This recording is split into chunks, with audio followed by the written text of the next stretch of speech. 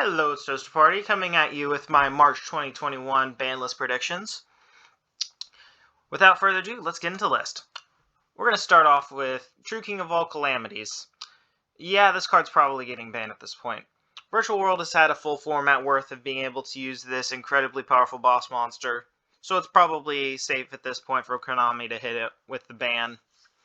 It's basically Shockmaster all over again, and while it's probably not the worst offender of overpowered cards in recent history, it's probably still too strong for the current format. Being able to negate all monster effects on turn 1 is pretty abysmal. It's similar to things like Outer Entity Azathoth in that manner, and that card's also on the list. So, while there are ways to interact with it, it's still a bit too overpowered for the current format. Up next, Red Eye's Dark Dragoon. Yeah, another really overpowered card. This card is way too easy to make in way too many decks, because all it takes is 2 monsters. All you have to do is go into Predaplant Verite Anaconda, pitch the Red Eyes Fusion, and then all of a sudden you have a super powerful, hard to interact with boss monster. It can't be targeted by opposing effects, can't be destroyed by card effects.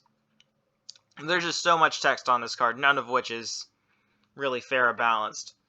There are too many non-games that this card creates, because if you somehow aren't able to pull an out, whether that be drawing a kaiju in your opening hand, or not being able to go into 3K monster out of your extra deck somehow, this card just sort of wins the game by itself.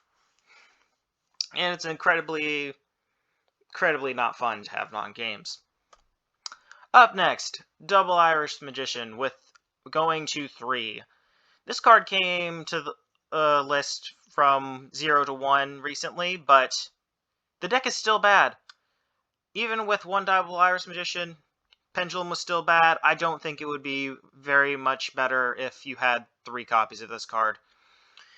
It doesn't even do much to help the archetype, because the deck's main problem is that it's super inconsistent, and even with this card that barely increases consistency, it's still not going to be able to do much. Up next, True King's Return. Unlimited. This card went to 2, nothing happened. It's the weaker of the 2 Draco traps. I don't see how putting this card to 3 would make the deck somehow playable from the very sad state that it's in. If you're going to be playing a back row deck, you might as well be playing Dogmatica or Eldritch. And up next, we got True King Lithosagam, put to 3. If Calamities gets banned, then there really isn't a good reason to keep this card on the list. There might be some decks that would try to take advantage of the banish 3 monsters from your opponent's extra deck, but really, what's that doing to some strategies? Dinosaur might use the extra copies of this card, but that deck is super consistent without this, and I don't see it becoming any more consistent playing 2 extra copies of a card that requires to pop stuff in hand when they can kind of already do that with the cards they use naturally. Lithosagam isn't better than Soul Eating Oviraptor. And up to the final one, Infernity Archfiend Semi-Limited.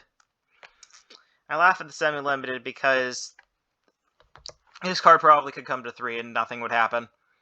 Infernity at its best when they have both Archfiend and Launcher, but with just 2 Archfiend, nothing's going to happen.